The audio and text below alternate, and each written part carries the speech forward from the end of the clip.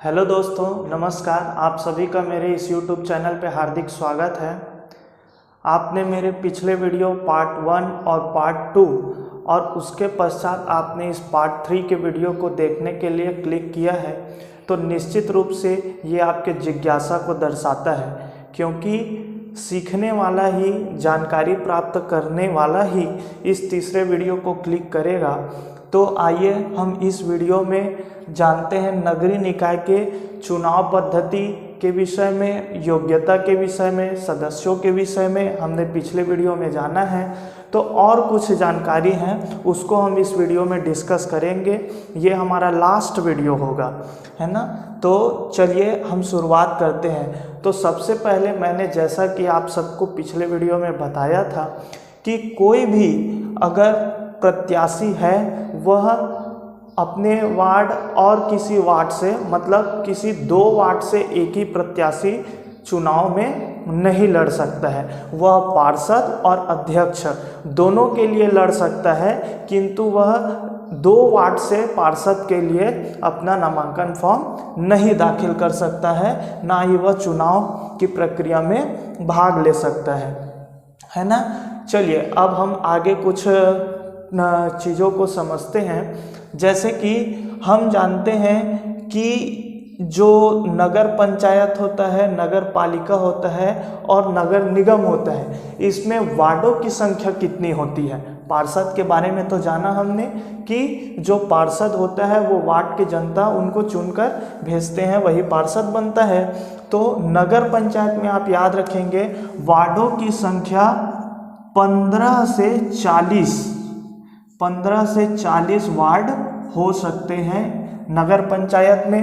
नगर पालिका में भी वार्ड की संख्या 15 से 40 हो सकती है, और नगर निगम में वार्ड की संख्या 40 से 70 होती है। और अगर जनसंख्या वहाँ की अधिक है तो जनसंख्या के हिसाब से 85 वार्ड भी नगर निगम में हो सकते हैं, है ना। तो वार्ड का चयन आपको समझ में आया कि नगर पंचायत में 15 से 40, नगर पालिका में भी 15 से 40 वार्ड हो सकते हैं, और जो नगर निगम है वहाँ 40 से 70, या फिर अगर जनसंख्या अधिक हुआ तो वहाँ 85 वार्ड भी हो सकते हैं, अधिकतम 85 वार्ड भी हो सकते हैं। अच्छा, अब हम जानते हैं कि यहाँ के जो प्रशासक होते हैं, जो सरकार के द्वारा नियुक्त होते हैं प्रशासक, उनको हम क्या कहते हैं। प्रशासक बोले तो अधिकारी, उनको हम क्या कहते हैं।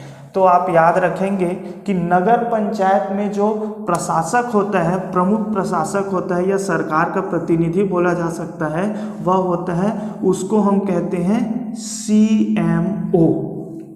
नगर पालिका के प्रमुख प्रशासक को हम कहते हैं CMO, और नगर निगम के प्रमुख प्रशासक को हम कहते हैं नगर निगम आयुक्त, या इसी को हम कमिश्नर भी कह देते हैं, है ना। तो CMO चीफ म्युनिसिपल ऑफिसर, मुख्य कार्यपालक अभियंता, और नगर पालिका में भी CMO ही होता है, लेकिन नगर निगम में नगर निगम आयुक्त, कमिश्नर, ये UPSC IAS होता है ना। और ये PSC के थ्रू, जो राज्य लोक सेवा आयोग परीक्षा लेती है, उसके थ्रू इनका सिलेक्शन होता है। ये सेकेंड ग्रेड के अधिकारी होते हैं। तो आप प्रशासक कैसे नियुक्त होते हैं उनके विषय में जाना है ना। अब हम जानते हैं कि इनका चुनाव कौन कराता है और किस प्रकार से होता है।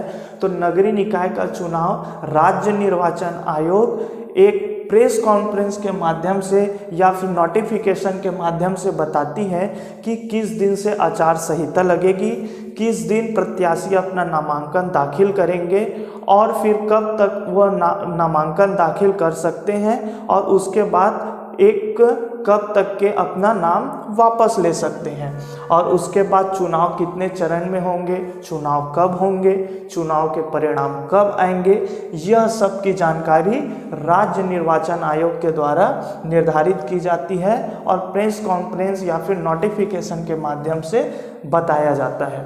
तो आप सबको मैंने इस 3 वीडियो के माध्यम से जो प्रमुख सामान्य जानकारियां हैं वो नगरीय निकाय और उनके उम्मीदवार, प्रत्याशी, प्रमुख सदस्य, इनके विषय में मैंने आप सबको बताया है।